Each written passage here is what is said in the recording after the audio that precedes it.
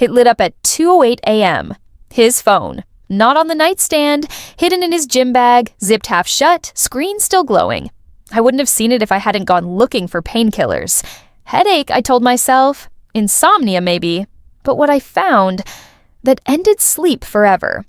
The message read, "The kids miss you. Call when you're alone." And beneath it, a contact saved as Maya with a heart. I froze. My fingers were cold. My heart, colder. We don't have a daughter named Maya. We don't call each other at night. We live together, and he never keeps a second phone. At least, I thought he didn't. I stared at it like it might change, like I might be dreaming, but it didn't. It buzzed again. They asked if you're coming this weekend. I didn't know what to say. I backed out of the bag, zipped it shut, and walked slowly to the kitchen. The only sound was the hum of the fridge and the lie screaming inside my head. I married a man I thought I knew. We've built a life, a house, 2 kids, 7 years, and in 2 texts, it all cracked. Not because of what I knew, but because of what I was just starting to understand. He wasn't just hiding something, he was living somewhere else. That night, I didn't confront him. I lay beside him, watched his chest rise and fall, and wondered how long he'd been sleeping next to me like a stranger. Because now I knew this wasn't just about cheating, this was a second life, a second phone, and a second family. My name is Rachel. I'm 35. I'm a nurse, a mother, a wife, or so I thought. We met 10 years ago at a fundraiser gala. I wasn't supposed to be there. A last-minute ticket, a borrowed dress, and too many nerves.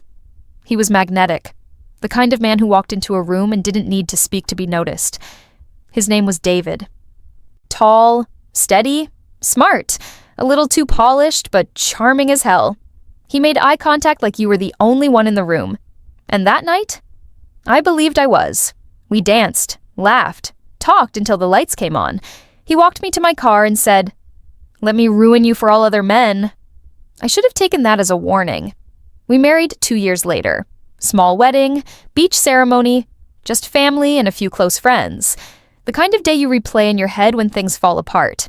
Then came the house, the kids, the life. From the outside, it looked solid, stable. Inside, it was calm. Not perfect, no marriage, but I never doubted his love. Or his loyalty. I was the one who stayed up with our son during fevers. He was the one who fixed the leaking sink and called it a victory. We had routines. Taco Tuesdays, lazy Sundays. You hang the lights, I'll hold the ladder, kind of love. He traveled for work. I accepted that. Late nights, I assumed stress. Missed calls. I figured meetings ran long. He gave me just enough attention to silence the part of me that sometimes felt forgotten. He never gave me a reason to check, until he gave me 2 phones. But this isn't just about betrayal. It's about waking up one day and realizing the person you've shared a bed with for almost a decade has another name, another voice, another life, when he's not with you. I'm not naive. I've seen cheating. I've had friends cry over affairs. But a whole second family, that's not just deception, that's architecture. He didn't make a mistake.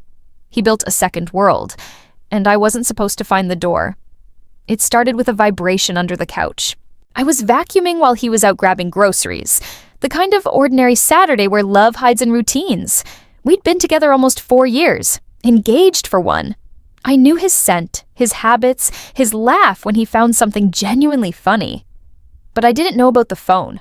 I thought it was a remote at first. Then I reached under the cushion, and my whole world changed shape. It wasn't his phone, not the one I'd seen 100 times.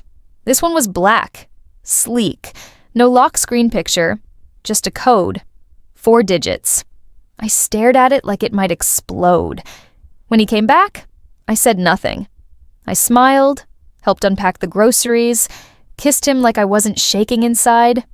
That night when he showered, I tried the passcode. My birthday didn't work. His birthday didn't work. Then I tried something random, the birth date of his ex. It opened. And that's when I found it. Texts, photos, a contact saved as wife with a heart, another as Liam, school, with pictures of a boy who looked exactly like him. I scrolled through a digital double life. Soccer practices, anniversary messages, pictures of birthday cakes I didn't bake. He had a whole family, a real one. I was the side. I couldn't breathe. There's a kind of silence that feels violent. It was 2 a.m. and the only sound was the buzz of betrayal in my ears. I couldn't even cry. Just sat there clutching a stranger's phone, trying to figure out where my life went sideways. The worst part wasn't just that he lied, it was how good he was at pretending. For 4 years, I believed I was building a life with him. But now I realized I was just filling time while he lived another life somewhere else. Every dinner, every kiss, every whispered "I love you" now felt scripted, mechanical, strategic. I wanted to scream, but I didn't. I made tea. I needed to think. In the days that followed, I played the role, smiled like nothing was wrong, tracked his every move, studied the way he talked, how often he checked his real phone, how he avoided leaving the black one around. I was collecting data, stacking the evidence. Not because I needed proof, I had plenty, but because I needed control. One piece of power in a house built on lies. And then, one morning, he kissed me goodbye on his way to work. I followed him. He didn't go to work. He went to a small townhouse 10 minutes away. I parked far enough not to be seen. Watched as he walked to the door and a little boy came running into his arms. The woman stepped out next. She was barefoot, smiling, her robe slipping off one shoulder like they were still living their honeymoon. And right there, on a random Tuesday morning, I realized he had a second life. Not just a fling, not a mistake, a family. And I was his weekend hobby. I drove back, sat in our living room, looked at the photos on the wall, us at a lake, at a wedding, laughing over wine. I wondered what lies he told her. Did she know about me? Was I the only one in the dark? When he came back that night, he acted normal, asked what I wanted for dinner, kissed my forehead, complained about his boss. And I knew. He was too far gone to even realize he was caught. That was the moment I stopped loving him, not because of the cheating, but because of how easy it was for him to pretend. The lies had a rhythm. He'd leave the house at 8 a.m., text me by 8:15. Just got to the office. Call me at noon for lunch. Come home at 6 p.m. sharp, kiss my cheek, ask about my day. He was consistent, comfortable, convincing, until I wasn't. By now, I had screenshots, messages, photos, a video of him hugging his son in front of a house he never mentioned. I knew their names, Danielle and Liam. I knew her maiden name from her Facebook profile. I knew their anniversary date from a framed photo in the hallway. I knew everything, and yet, I still couldn't decide how to break it. A part of me wanted to explode, burn everything down, kick the door open with truth on fire. But another part, the colder, quieter part, wanted to ruin him, strategically.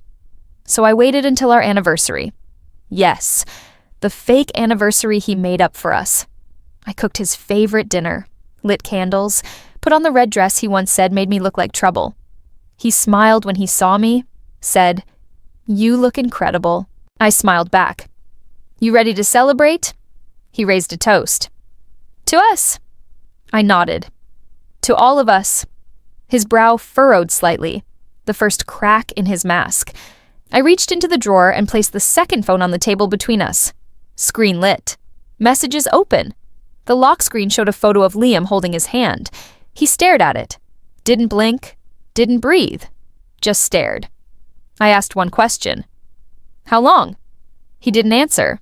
He looked up, eyes glassy, mouth slightly open like he'd forgotten how to lie. So I answered for him.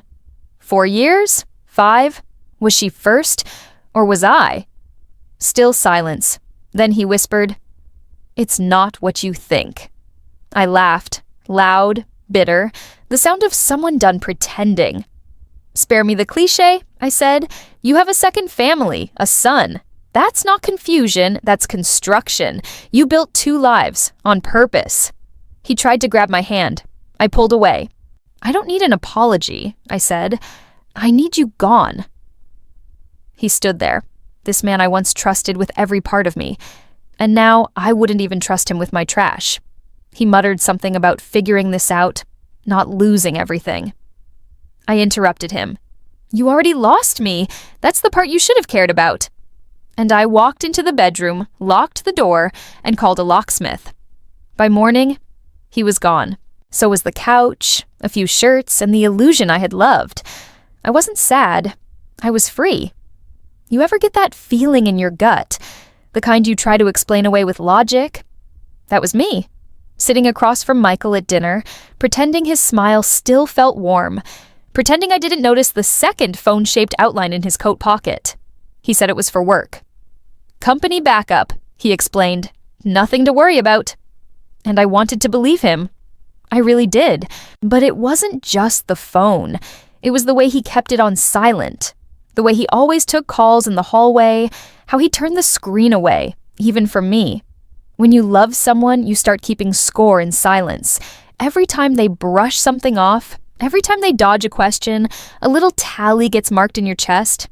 I had a wall full of them. I started watching him more, studying his behavior like a stranger. He was kind but distracted, present but distant, like a man with a full schedule and a half-present soul. Then there was the night he called me Ray. "My name's not Ray." He caught himself, laughed it off. "Sorry, babe, tired brain. But my name doesn't rhyme with Ray. It doesn't even start with the same letter. And tired brains don't invent people. They reveal them." I asked questions. Not accusations, just questions. He answered quickly. Too quickly. Like someone who'd rehearsed. That's when the doubt moved from my gut to my throat. I told myself I was overthinking, that love meant trust, that no relationship survives without giving someone the benefit of the doubt. But trust without truth? That's not love. That's blindness. And the more I tried to shake the feeling, the heavier it got. Until even silence between us didn't feel peaceful anymore. It felt like a secret screaming. And I knew. Something was coming. Something real. Something ugly. The morning that changed everything didn't start with fireworks. It started with silence. Not the peaceful kind, but that sharp, suffocating quiet that screams something's off. He'd left for work early again. No goodbye kiss, no coffee left for me like usual. Just an unmade bed and a gut feeling I couldn't shake. I wasn't looking for trouble. I wasn't snooping. But the universe has a funny way of handing you the truth when you're ready to see it. I was cleaning out the hallway cabinet, looking for batteries of all things, when I found a bag I didn't recognize. A sleek black laptop bag buried beneath old shoes and winter scarves. Too new to be forgotten.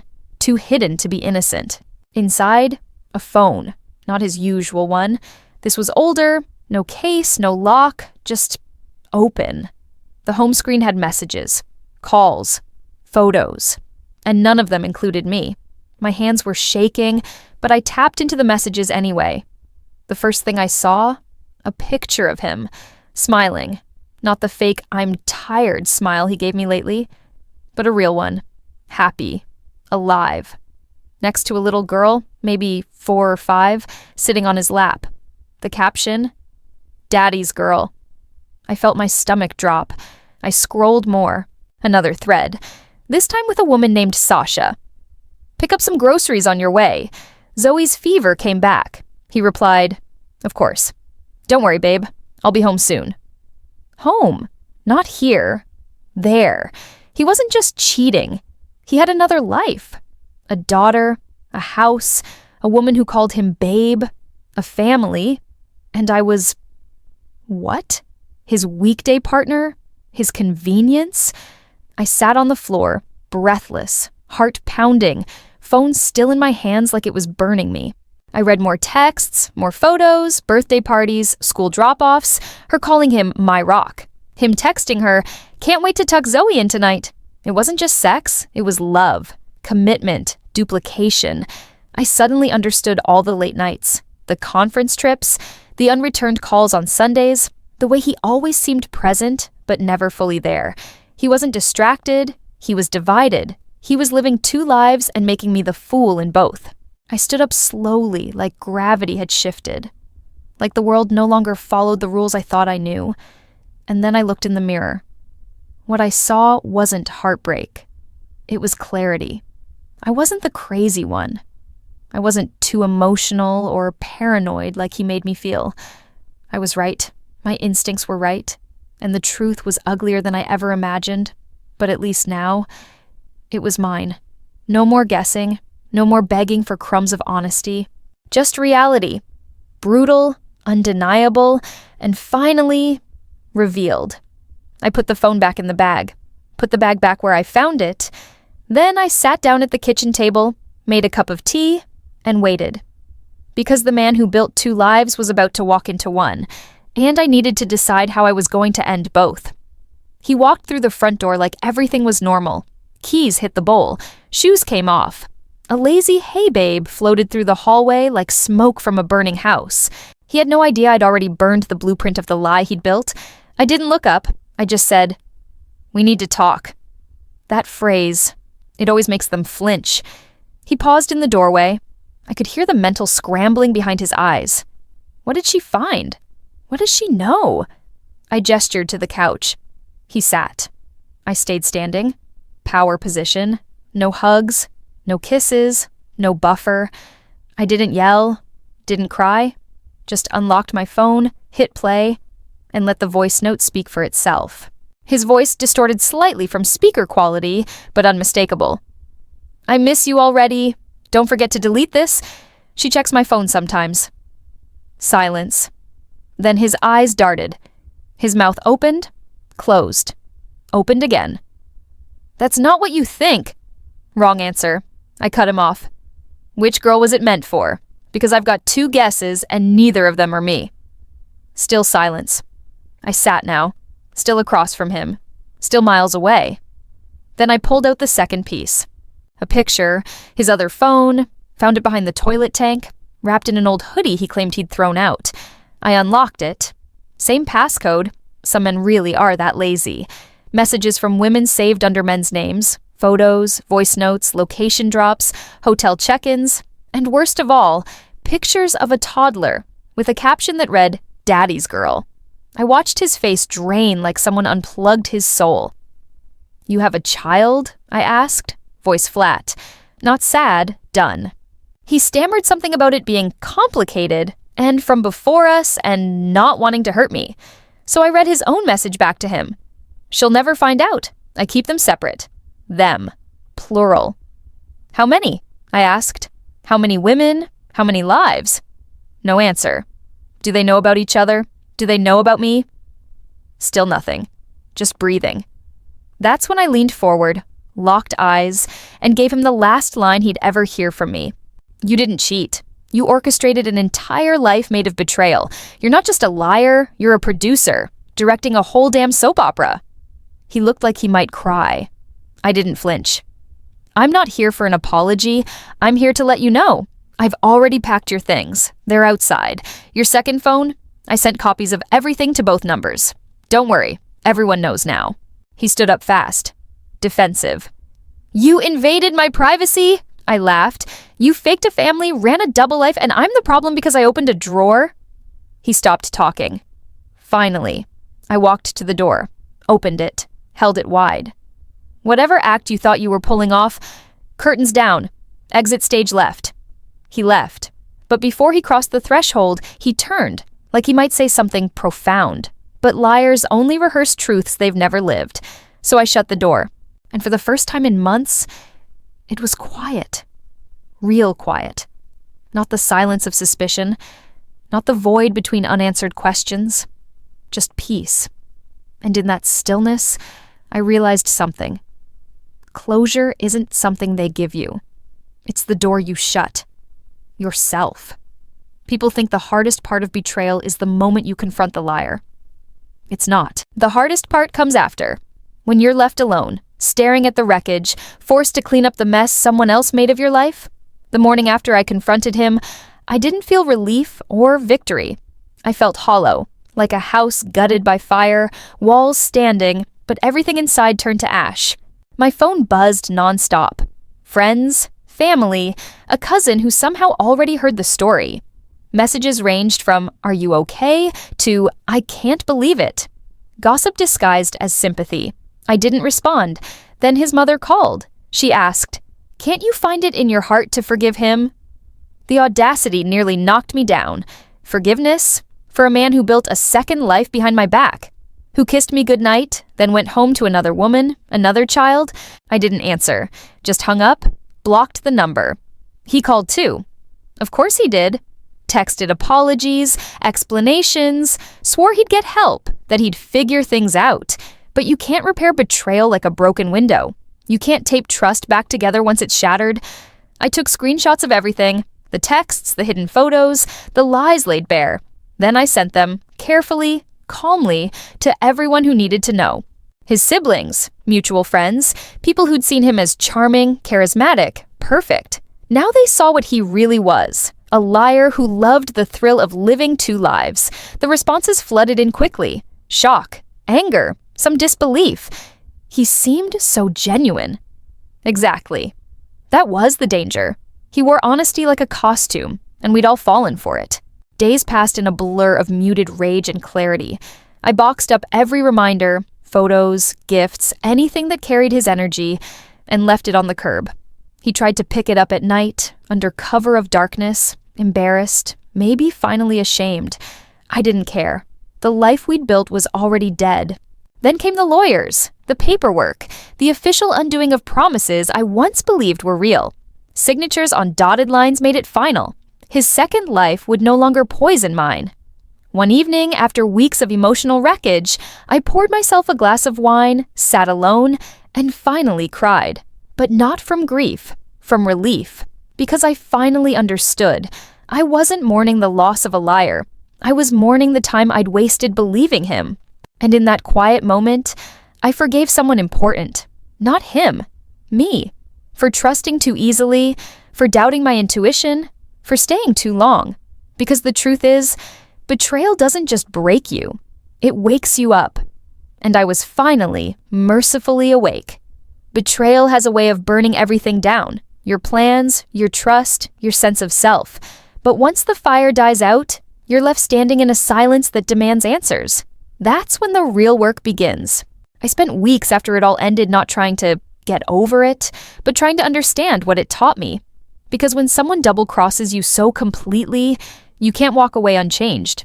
You either harden or you evolve. I chose the second. The first lesson? My intuition wasn't broken. It was buried. Buried under years of politeness, second-guessing, and emotional gaslighting. I used to think gut feelings were just anxiety, but they weren't. They were warnings I was trained to ignore. Never again. The second? Loyalty doesn't mean staying silent. I used to believe love was proven through endurance, that if someone hurts you, you just forgive, forget, move on. But now I know loyalty to yourself matters more. And silence in the face of betrayal is not strength. It's surrender. The third lesson was the hardest. I had become addicted to the idea of who he could be, not who he was. I stayed because I loved the potential, the someday, the dream. But dreams don't cheat, they don't lie, and they definitely don't keep second families hidden in the shadows. So I let the dream go. Instead, I started building something real, inside myself. I took solo walks in the early morning when the world was still quiet. I started writing again, filling pages not with pain, but with power. I looked at myself in the mirror, not to check if I was enough for someone else, but to finally see if I was showing up for me. I was. People asked me if I was angry, if I wanted revenge, if I'd ever trust again. The answers? No, no, and absolutely. Because trust isn't broken by his lies. It's rebuilt by my truth. And my truth is this: I am not the woman who got cheated on. I am the woman who found out and walked. I am not the fool in his story. I am the author of my own.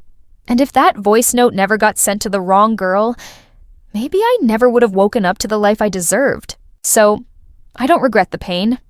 I honor it. It taught me to stop shrinking for love, to stop negotiating with red flags, to stop calling chaos chemistry. Now, When I hear someone say he changed my life, I smile quietly, because mine did too, just not in the way I expected.